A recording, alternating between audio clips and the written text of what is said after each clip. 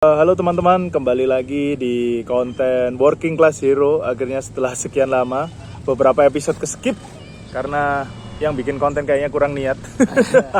Ini kita bikinnya agak outdoor ya, jadi kalau ada suara-suara random harap dipahami buat yang dengerin ini di podcast ya. Ini kita lagi di tempat yang namanya Latar Ayam, rekomendasi tamu kita ini dan temennya. Jadi yang buat belum tahu, di konten Ayo Gawe itu ada namanya konten Working Class Hero. Jadi kita sharing dengan orang-orang yang sudah bekerja atau punya pekerjaan, tentang pengalamannya gimana dalam proses mendapatkan pekerjaan atau apakah sekarang nyaman dengan pekerjaannya. Langsung aja kita sapa guest star kita. Ada siapa ini? Ya, saya Duta Nusantara. Waduh, namanya aja Duta Nusantara. Kerjanya jelas Iya, jauh sekali. jauh sekali dengan Nusantara. Pak Duta, boleh dijelaskan nggak Pak Duta sekarang itu kerjanya di mana, sebagai apa, dan udah berapa lama Pak? Saya sekarang kerjanya sebagai digital agency. Digital agency. Ya, udah sekitar kalau itu hampir 5 tahun kayaknya. 5 tahun? Ya. Lama juga ya. Kerjanya di daerah Sidoarjo. Udah mau 2 periode berarti? Benar. Satu periode udah mau habis, udah mau ganti periode lagi. Di bidang digital agency, lebih tepatnya kan digital agency banyak tuh. Biasanya kan ada kayak bagian SEO-nya, ada bagian branding, marketing, ada bagian kayak call spesialis yang bagian handle influencer. Kalau Pak Duta nih bagian apanya? Kalau saya sebenarnya saya di bidangnya eksekutornya ya, kayak bagian desain, editing video, terus ambil videonya. Tapi nggak jarang juga saya biasanya di bagian frontlinernya, ketemu kliennya, Oke. komunikasinya. Ya. Kalau tapi untuk beberapa cuma klien yang sudah langganan biasanya saya yang maju. Tapi kalau kliennya baru, biasanya ada anak lain lagi yang maju sana. Oke. Berarti kalau bisa dikatakan itu kerjaan Anda ini ya, itu multi job desk. Sebenarnya kan kalau videographer sama editor itu kan biasanya content maker atau videographer lah, ada sendiri. Terus bagian klien kan itu ada, bagian marketing lah atau supervisor. Ini diambil semua job desk-nya. Ya, kalau secara posisi pekerjaan ya hampir saya libero ya. Jadi saya ambil semua.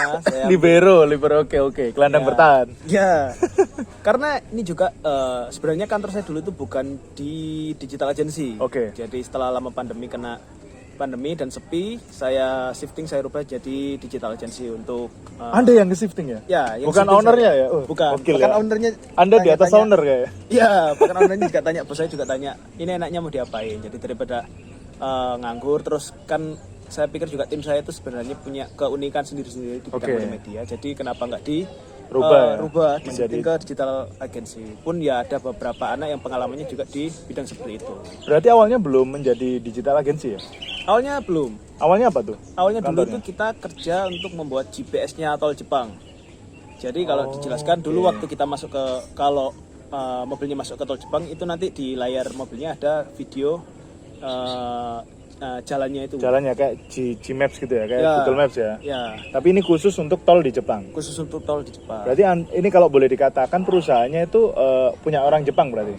Ya, untuk perusahaannya punya orang Jepang. Sebenarnya dulu itu bos saya punya temen yang kerjanya di sana, kerjasama dengan pemerintahan sana. Oke. Terus habis itu karena di sana nggak ada orang, nggak ada karyawannya, dioperlah ke Indonesia. Pemikirannya siapa tahu di Indonesia ada yang mau ngerjain ya gitu. Ternyata ada, terus kita direkrut. Jadi saya maksudnya nggak lewat daftar, nggak lewat lamaran ya, saya direkrut.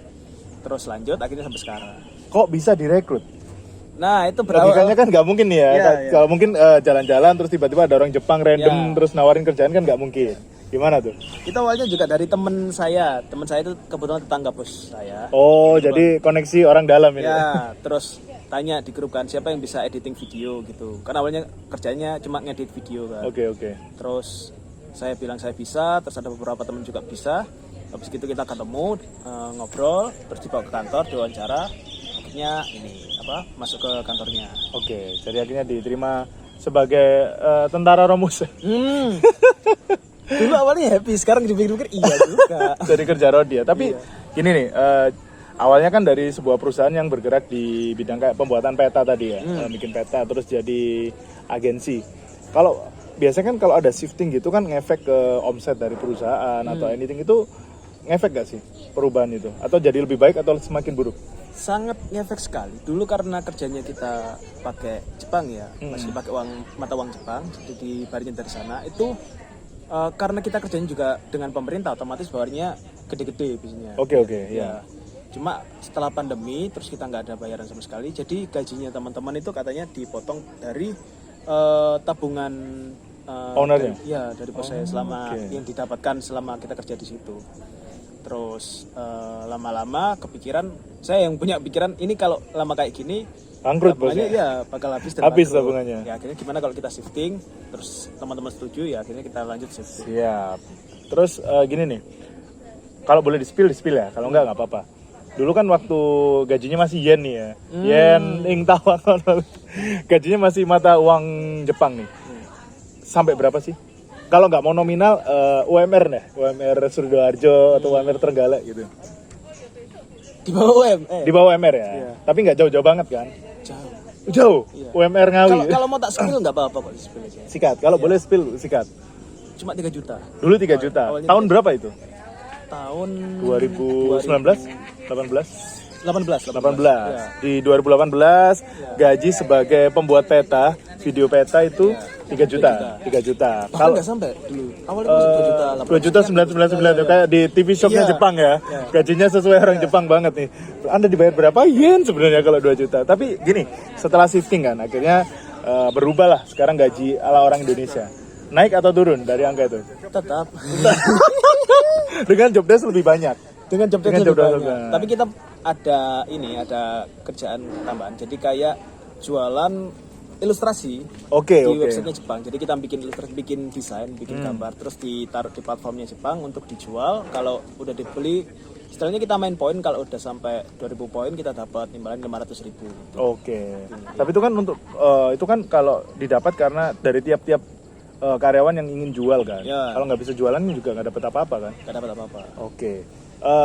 Berarti untuk sekarang gajinya kan segitu ya, under 3 lah, under UMR Sidoarjo. UMR Sidoarjo 4 juta something kalau nggak salah. Sekali. Pernah terbersit untuk berpindah pekerjaan atau masih stay?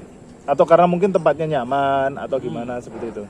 Berkali-kali pernah untuk pindah tempat kerja.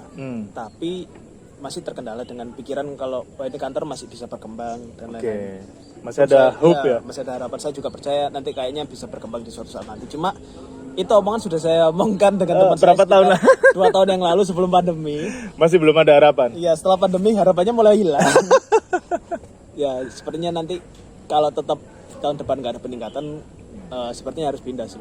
Oke, berarti ini kan Pak Duta kan kerjanya dulu lulusan multimedia berarti kan ya? Kerjanya di bidang kreatif, agensi dan lain-lain. Ada nggak saran buat teman-teman nih yang dengerin podcast ini atau nonton di YouTube? Gimana sih cara kerja anak agensi atau anak kreatif kalau misal nih dari kantornya tuh pendapatannya nggak seberapa? Kalau Pak Duta ini kan mungkin kan under UMR nih ya. Gimana nih mensiasati itu? Berarti maksudnya Dari Anda sendiri, pengalaman Anda sendiri. Misal nih kalau beberapa teman-teman, kalau aku ya di IT ya, misal nih kerja dari kantor dapatnya nggak seberapa, bikin proyekan di luar, bantu ngerjakan tugas akhir atau kayak gitu. Ya. Ada nggak solusinya dari Pak Duta? Pasti nggak mungkin ngandelin duit kantor doang kan? Nggak. Nggak mungkin kan? Ya. Cicilan nggak mungkin kebayar pakai itu. Sangat tidak mungkin sekali. Ya mungkin tapi nggak makan lah nanti. Jadi yang saya lakukan selama ini untuk survive, karena kebetulan saya juga lulusan multimedia, jadi saya memiliki skill ya yang bisa dijual. Jadi selain saya kerja di situ, kadang saya menerima kayak orderan untuk mendesain sesuatu atau foto produk atau mungkin dibuatkan video. Oh, bikin video profile gitu ya, company jadi, profile gitu ya. Jadi sekaligus menambah portofolio. Oke. Karena dari pengalaman teman saya katanya sekarang nggak tahu lagi ya, mungkin ada beberapa kantor yang masih pakai cara ini. Jadi kayak lulusan atau CV kalian nggak seberapa dinilai. Yang dinilai sekarang kalau di industri kreatif lebih ke portofolionya. Portofolio. Jadi semakin banyak portofolio semakin bagus ya. Semakin bagus. Nggak peduli lulusan apa kan? Ya, itu yang terjadi juga katanya di beberapa kayak agensi yang punyanya artis sekarang ya, kayak Vindes. Oke, iya Vindes. Volix, itu dia nggak dari lulusan apa, nggak peduli dia, yang penting bisa lah ya, kalian punya mampu portofolio. bisa kerjain itu ya sudah gitu. Selama bekerja dengan warga Nippon ini, ada nggak pengalaman absurd gitu waktu kerja? Mungkin disuruh membuat parit, membangun jalan Anyer Panarukan. Untuk di bidang kerjaannya sih enggak. Masih normal ya? Ya. Masih nggak aneh-aneh ya? Ya, karena kerjanya memang prinsipnya gini. Jadi bos saya punya kerjaan, yang eksekusi kita nanti terserah gimana caranya, pokoknya jadi. Jadi kita pakai caranya sendiri, pakai yang efisien, nanti disetorkan ke bos lagi, bosnya disetorkan ke Jepang kalau dulu.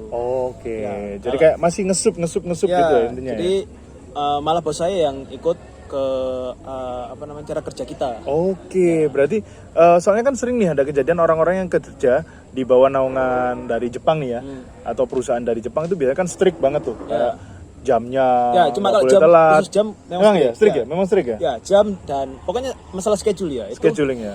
kalau bisa pokoknya semua hari Senin kita sudah ini, ya hari Senin sudah ini. Kalau bisnya nggak sampai itu, karena bos saya cuma orang Jepang satu-satunya yang kita Iya, semua iya, orang Jawa, iya. jadi ya meskipun beliau kelihatannya ngalah, tapi bisa terlihat kalau sebenarnya orangnya marah gitu. Oh iya, tapi ya karena kan dia di situ sendirian ya, Iya. tidak ada rekan-rekan Jepang lain. Iya.